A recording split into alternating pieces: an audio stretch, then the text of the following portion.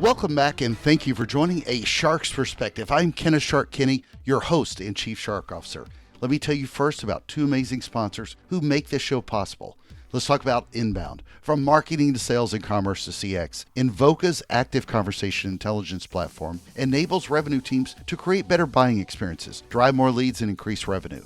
Trusted by top brands like Dish Network, Mayo Clinic, Mutual of Omaha, and ADT, the Invoca team is doing some amazing work in turning conversational data into automated action to enhance digital touchpoints and human interaction. Next, let's talk about Outbound. I hope that you'll take a look at Drips, the founders of conversational texting, where they use conversational AI to help you reach customers where they're most responsive, and that's on their phones. And working with major brands like 3 Day Blinds, Liberty Mutual, Credit Repair, and Gainsco, Drips is leading the way for some of the biggest brands in the world to improve engagement rates and outcomes for their prospects and customers. And now back to the show. Do consumers want your calls? For brands and especially marketers from those brands, it can be easy to not understand a very complex minefield with how we should call or not call consumers. Just out of respecting data and consent is one part, but respecting the legal guardrails is another, especially for those of us who live in the performance marketing space. For a lot of brands, the waters are murky and unfamiliar with calling consumers the right and legal way.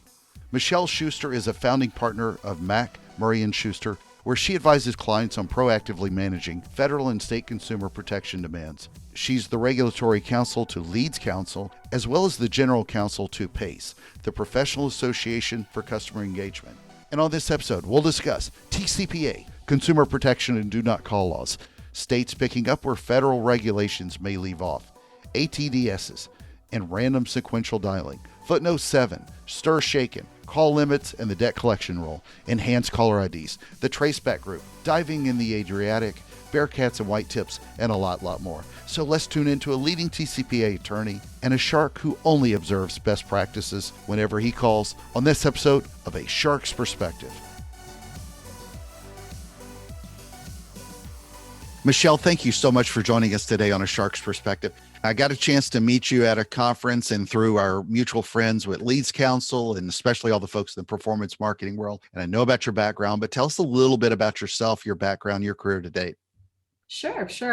So I'm a founding partner of my law firm, Mac Murray Shuster. We're located in Columbus, Ohio. We have a staff of about 25. We're primarily in the marketing and advertising space, and a large percentage of my work is in the telemarketing space. I was the consumer protection chief for the Ohio Attorney General's office for a number of years. And then after leaving the AG's office, went to work for big law firms and took that knowledge I learned about enforcing regulations to help companies defend themselves against lawsuits, and also to assist them with compliance so they don't end up in lawsuits to begin with.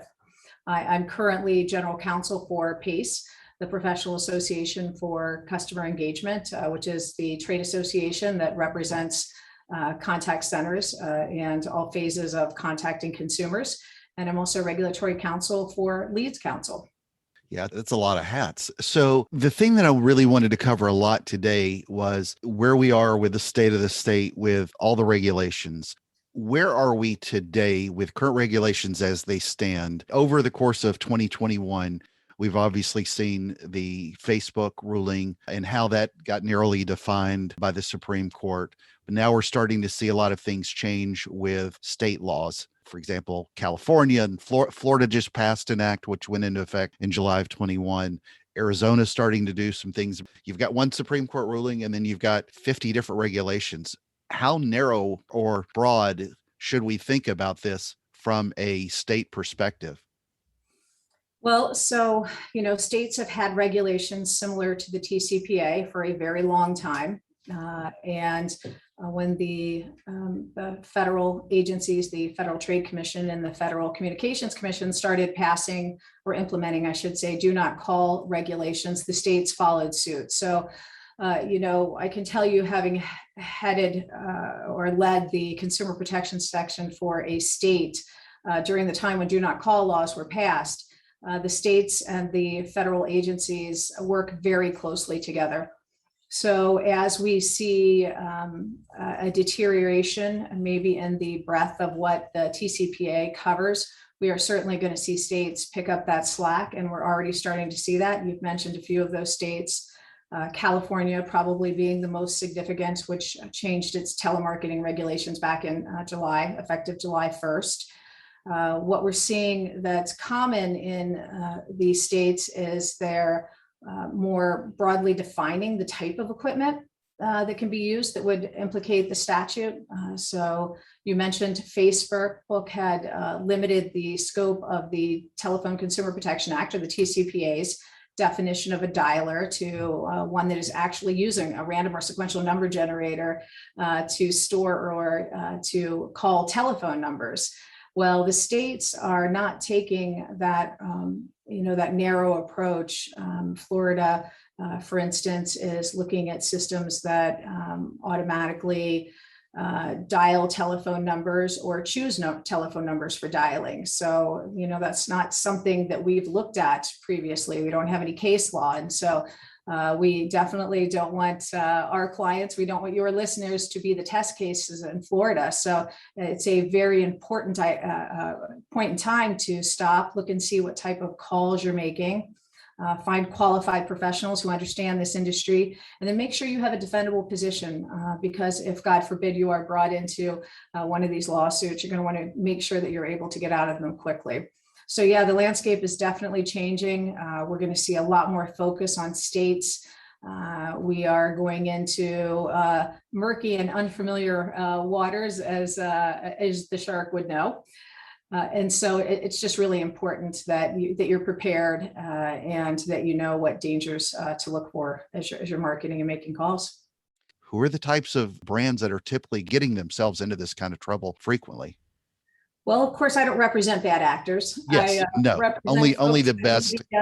Maybe got some bad advice in the past from different counsel, or folks that just had trouble getting through all of the details of all of the regulations that apply when you're marketing direct to consumers. There are so many regulations to consider. We've got all of the do not call provisions that we've talked about. We've got regulations that dictate the mode and medium that you can use to contact consumers without consent. You have privacy regulations now, depending upon whether you're texting or making telephone calls. There are various requirements and best practices, especially in the texting space. So, it's not that they're bad actors. It's that this is a very confusing area of the law. Not all of the regulations that are imposed on business make sense. And a lot of them don't even have a definitive term associated with compliance. The ATDS definition under the TCPA is a great example of that. And even with the Supreme Court ruling on what the definition of an ATDS is, as a result of a footnote 7, which we can certainly talk about, there's still some confusion, and intelligent people can argue, and they are right now, plaintiffs and defense counsel, about what that means. So I wouldn't say that it's bad actors. The folks in the space that are problematic, that aren't following the laws, don't have much concern, and we don't see them in court because you can't get to them, are the folks, and generally these are overseas, they're using pre-recorded messages to initiate contact with consumers in the United States, and they're causing a tremendous amount of problem because if calls are being placed to consumers that they don't want to receive, and if these are spam calls, robocalls, whatever you want to call them, then that's making consumers not pick up their phone at all if they don't recognize a phone number. So those are the ones that are extremely problematic.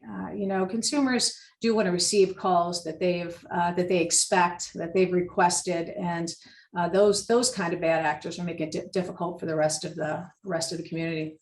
Well, I've only got the smartest and brightest listeners on the planet, but define what an ATDS is in the modern era.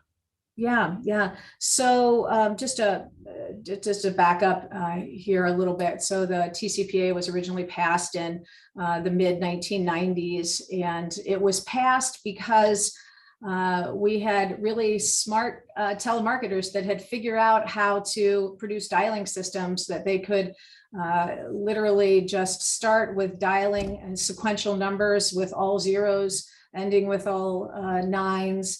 And in doing so, they would tie up literally every phone in a hospital or a police station or IBM or whoever that had purchased blocks of sequential phone numbers. Or they were just, dialing from a phone book randomly. There was no consent involved. They weren't targeted leads or consumer requests to place telephone calls. And so the TCPA was passed in order to, or the regulations were passed in order to specifically address that. And so, basically an automatic telephone dialing system is a system that uses a random or sequential number generator to either store or produce those numbers that are created and then calls them. In Facebook, which as General Counsel for PACE, we were involved and submitted an amicus brief that specifically addressed the issue of storing and producing telephone numbers that had been randomly or sequentially generated, because the argument had been made in courts that it didn't make any sense for a random and sequential number generator to store the telephone numbers. If they were going to produce random and sequential numbers, they were just dialing them immediately. But we were able to find a patent that existed prior to the TCPA regulations that specifically showed that you could use a random and sequential, and did use a random and sequential number generator to store telephone numbers before calling them. So the Supreme Court relied heavily on that brief when it issued its decision that you actually have to use a random and sequential number generator to store and to produce and or store those telephone numbers before calling them, as opposed to just dialing from lists without any type of human intervention. But what the problem with the Facebook case is, there's this footnote 7 that also referenced our patent, and the court was trying to explain why it wasn't irrelevant that a ATDS could, or a random and sequential number generator could, store telephone numbers. And so it referred to that patent where it talked about sequencing numbers before dialing them. And so plaintiffs' counsel have really latched on to that sequential generation of numbers happening and then dialing them. And, the issue with that is that's such a broad definition or concept that really any cell phone could be brought into that, because the way computers work is they index phone numbers in some type of sequential fashion that makes sense to whatever the role is of the dialing of that telephone number. So we're starting to see some case law that is going both ways. I think the long and short of that issue is it's probably not a motion to dismiss. So you're probably not going to get out early on that issue. So you still have to be very careful. You should still have your dialers looked at. You should get dialer opinions on whether it's an ATDS or not. I would also say, for anybody out there who's listening to this that is having an issue with that footnote 7 from Facebook, we filed another amicus brief in the Huffness versus Do Not Pay case that lays out the argument as to why footnote 7 was not talking about just the sequential generation of numbers, but was just more specifically talking about the patent that we had submitted. And so if anybody needs that, feel free to reach out to me. Happy to provide it to you, or you could look up the Huffness versus Do Not Pay, which was decided by the Northern District of California. We're obviously having a lot of challenges for brands, for call centers, marketing teams, so forth, to get their calls through to potential customers. What are the biggest challenges today that you see from a legislative standpoint for these brands? And what are the opportunities you see from a lawyer's perspective for how they tackle those and move forward to be able to connect with their customers? Sure. Well, privacy is going to be the biggest issue moving forward. We're talking about dialing systems now, but soon it's going to be only privacy that we're talking about.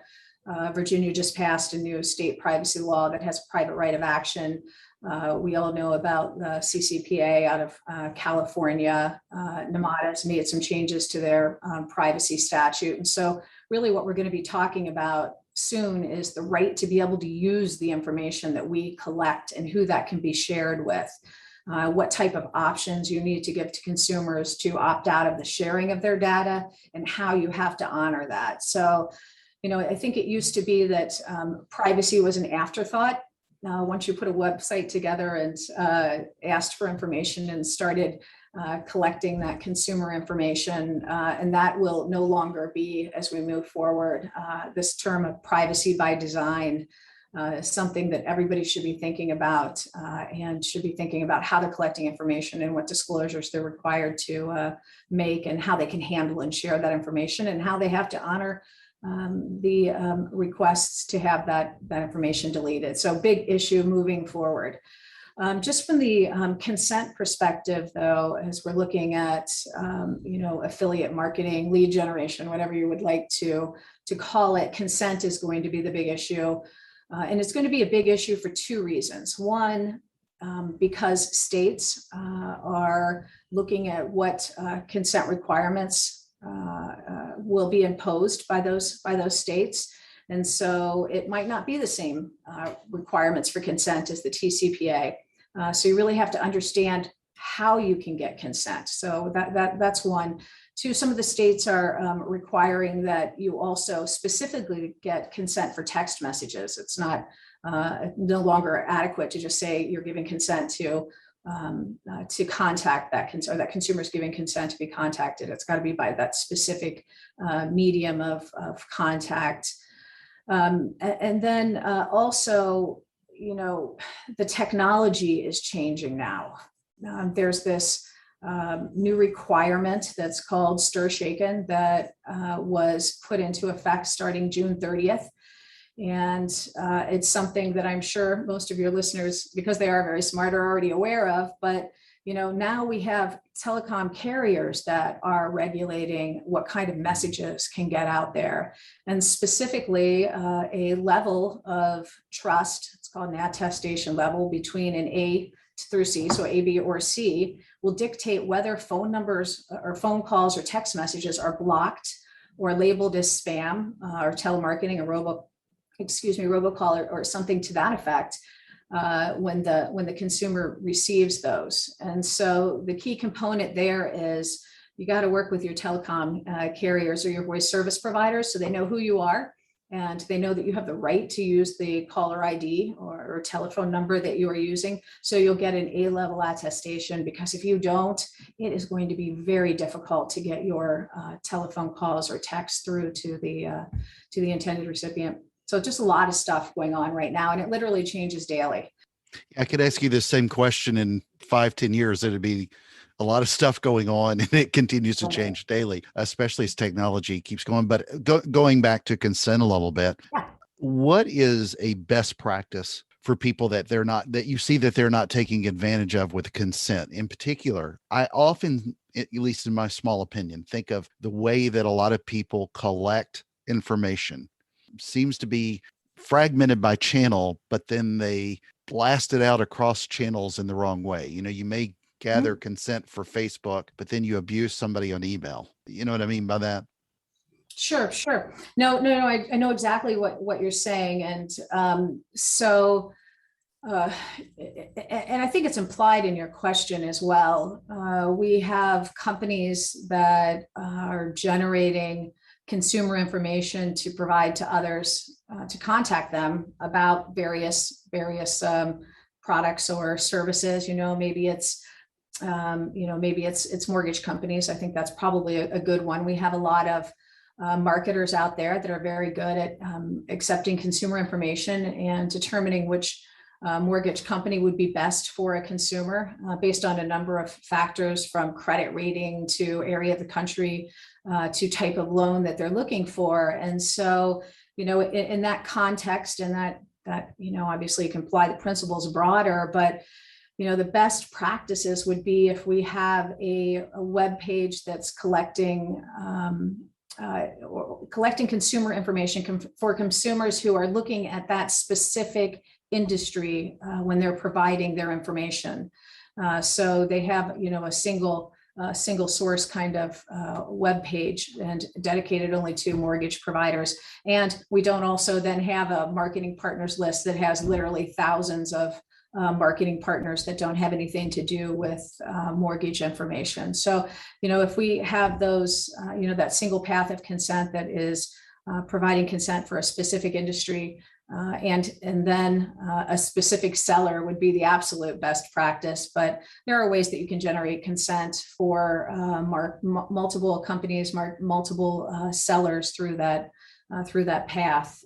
But again, just in a nutshell, what's most important is when you're getting consent from a consumer, it needs to be clear and conspicuous to that consumer that they're providing consent for whatever you're going to do with that information next. If it's telephone calls, then telephone calls, text messages, text messages. If it's email, then let them know it's email. But now the consumer should understand what providing their information is going to lead to. And from the non-legal perspective, we should just start with that.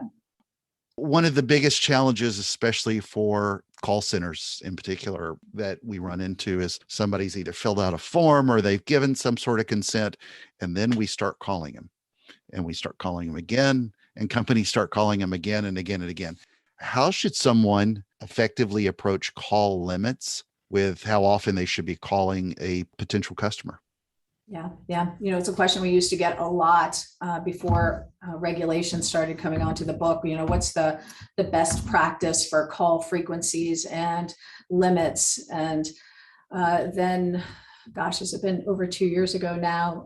The CFPB proposed the new debt collection rule, and that limits debt collection calls to 7 calls in 7 days. So that was where we started seeing call limits being regulated. And then the FCC has limited calls to 3 in a month for certain types of calls that were otherwise exempt from the TCPA's consent requirements because of by rule or by decision the FCC had exempted them.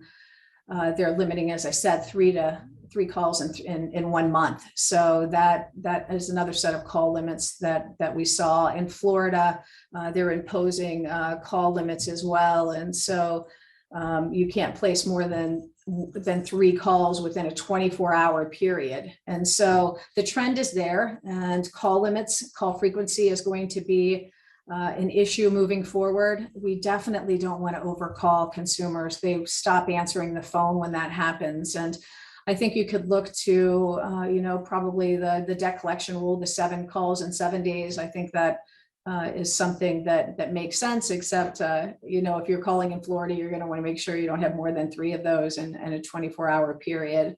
But this is one of those things, at our law firm, we call ourselves the 50-state survey queens because we end up providing advice on how to comply with all 50 states. And usually, businesses will opt to comply with the most onerous, or if it's too onerous, they'll skip that state. But at least they have a way of understanding that by taking certain steps, they're going to be complying with most of the state regulations, and then staying out of the states that would be problematic. But I don't know what the magic number is. I know from the guidelines that we're getting what we're looking at, but I don't think that, consumers are looking to get more than a handful of calls in any single week. What actions should someone take if you're working for a brand as to, reasonable action to prevent robocalls, how they measure that? Because if something does come up, they're going to need to prove it. Yeah. So really important to understand that the regulations require that companies have documented policies and procedures for complying with do not call and, with the relevant regulations. So just really critically important that you've looked at your business process and you've put together policies and procedures designed to comply with the law. And then once you've done that, it's critically important that you audit against those policies and procedures. Are people actually following them? So for instance, when you're initiating a campaign, has that due diligence list already been gone through? Has the script been analyzed to make sure you have the proper disclosures? Has the list been scrubbed based on the type of consent that you have? Have you tested that consent to make sure that you can validate that you have consent? So, did that campaign get initiated in a way that followed your policies and procedures? And then, the most important thing is if you receive complaints, we call those golden tickets, because if you receive a complaint from a consumer, they are telling you that you have done something wrong, and that gives you the opportunity to fix it. So instead of being annoyed when you receive a consumer complaint, really have to focus on what it's saying and how that gives you information about how you can prevent annoyance to consumers, which leads to complaints.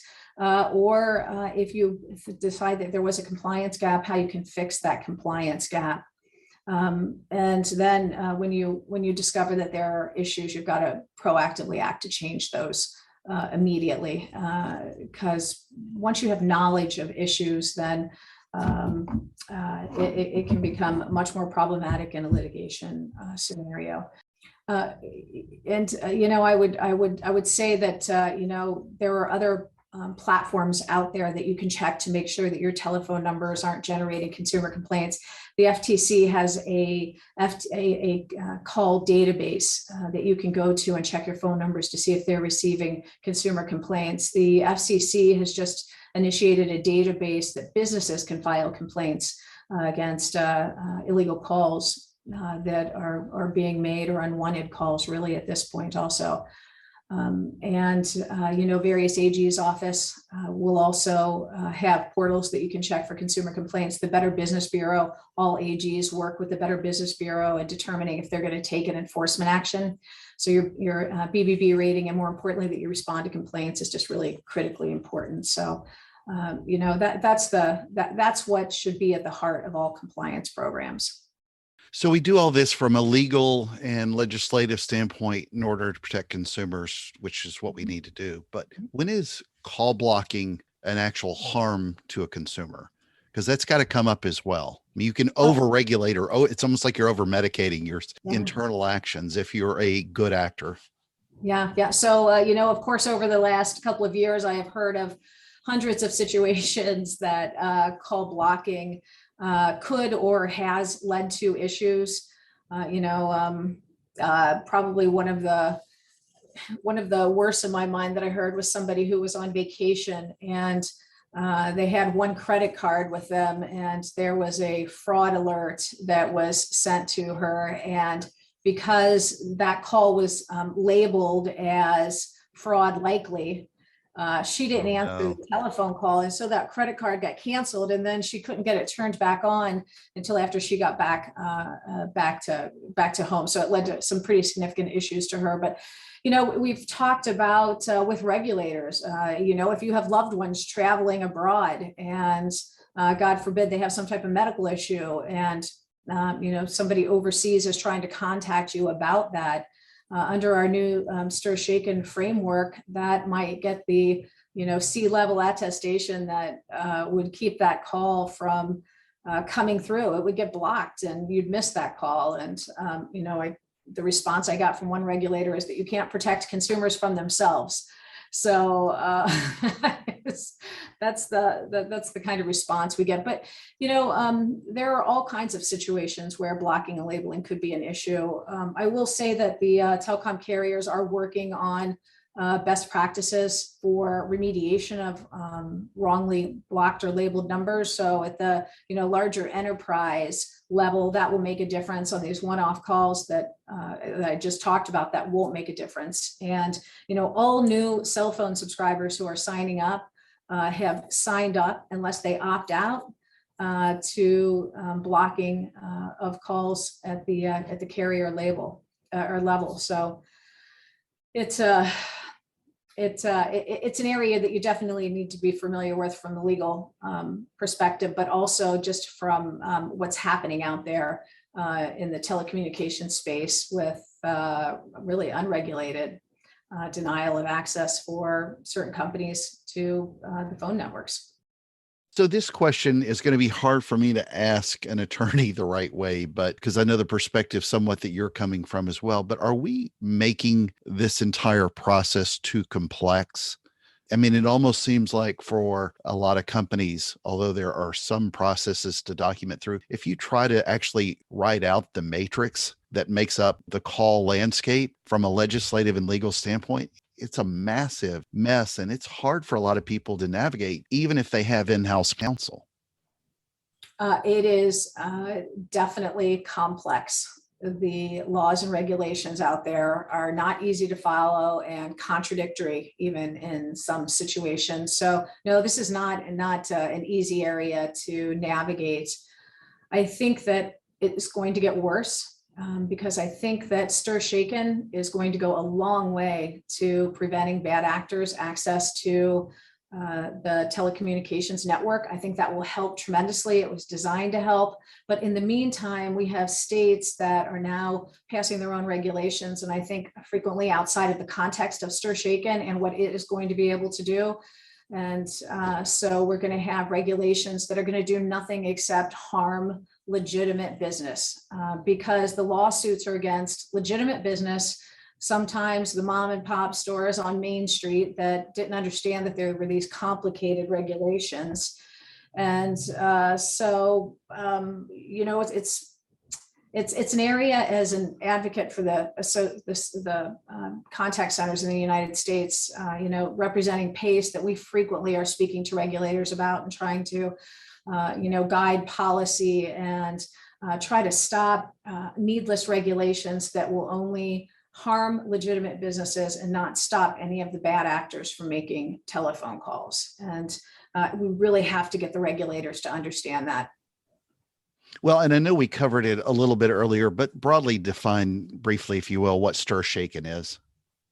So stir shaken is a system that was designed to establish trust in the telecommunications network again. So basically at its basest level, anybody who's originating a telephone call will be required to provide a token that travels with that phone call or that text in a SIP header.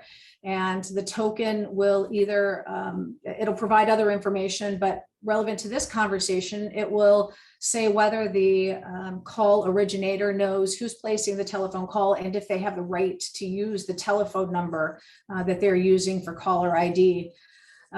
If they do, they get an A-level attestation, which those calls are going to get through. If they only know that the telephone number that's being used, they know who owns it, but they don't know if they have the right to use that telephone number. And the situation where this can occur is in the enterprise setting. So you have contact centers that have DIDs that they use. They work with multiple carriers. They know that that contact center has the right to use the telephone number, but they don't know anything about the campaign that they're making and whether, for instance, a caller ID that would go to the customer service number of the company that they're calling on behalf of. They don't know if that caller ID is something they have the right to use. So that could lead to a B-level attestation if a business isn't managing that correctly. And then the C-level attestation mostly applies to overseas calls or when you have no information about the call that's being originated.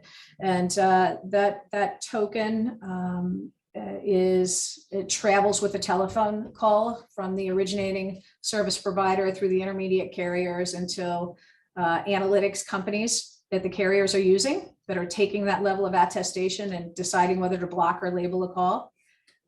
So a call could get blocked there. If not blocked, then it should end up eventually with the consumer, who will be able to eventually have much more information than they do now about the call. And actually, this is something interesting worth talking about, something hopeful that's coming out of this whole process, which is the enhanced caller ID, which will give companies the ability to put more information than just telephone number. So it could be a logo of a company. It potentially even get to the point where it could provide some type of marketing text.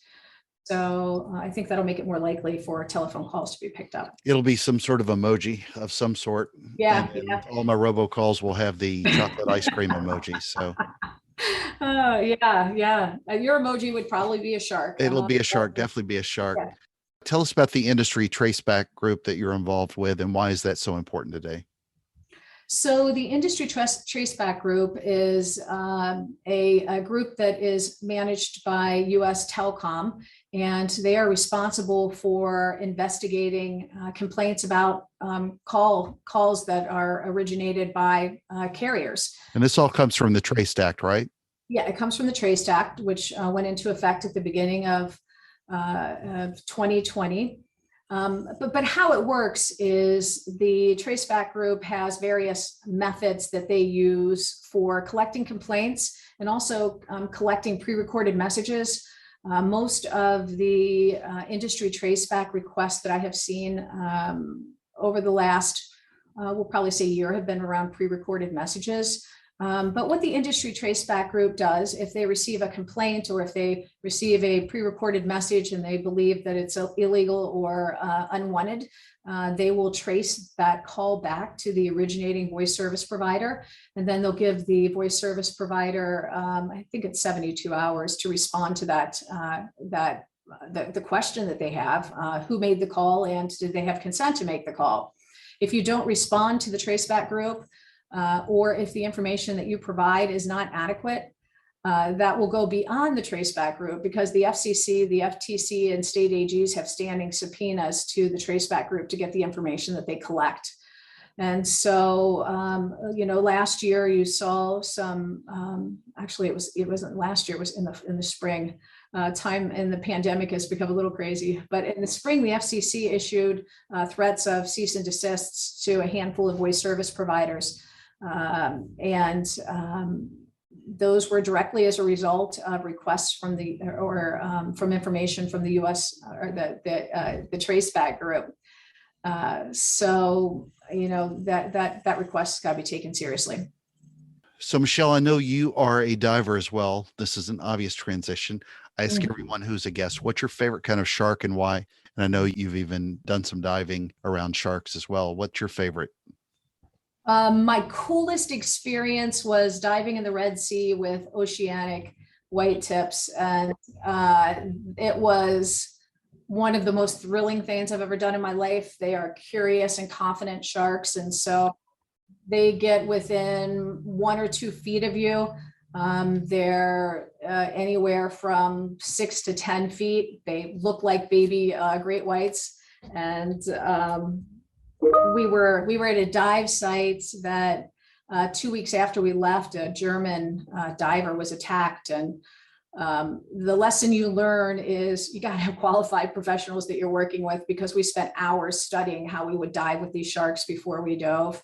And really critical that you stay vertical, you don't go horizontal when you're diving with these sharks. And most thrilling. It makes you know what it feels like to be alive when you get out of the water. Yeah, that was the coolest. Yeah, oceanic white tips are beautiful, and they are very curious, and they often get together in packs, which you have to watch out for. They've been known to attack people, but they are, we're in their territory, not ours. So, all right. Well, Michele, it's a special time of the show. Are you ready for the 5 most interesting and important and least litigious questions that you're going to be asked today? Let's do it. All right. Number 1, Bearcats or Buckeyes? You're an Ohio gal. Both. You got to pick one or the other. Bearcats. It's University of Cincinnati undergrad. So, all right. Number 2, calls or text? Calls. And why so? Better communication with consumers. Texts in person.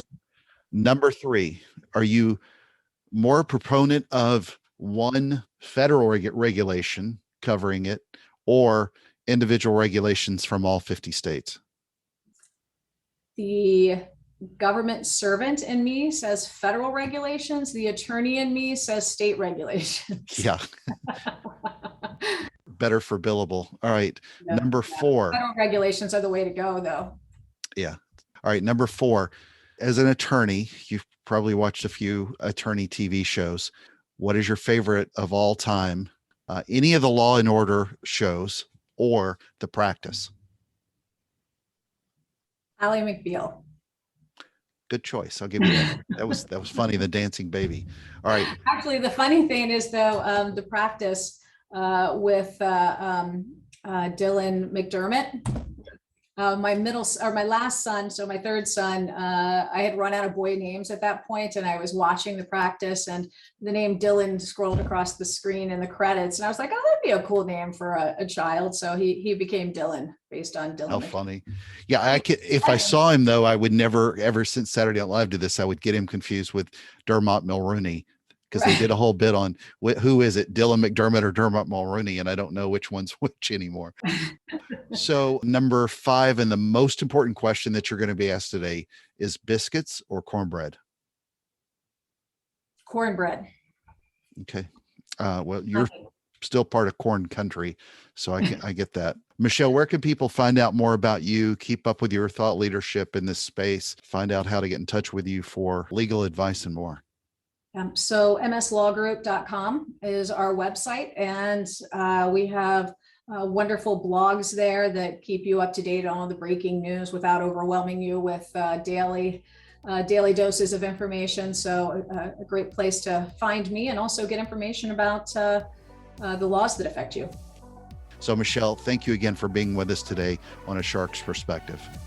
Thank you, Kenneth.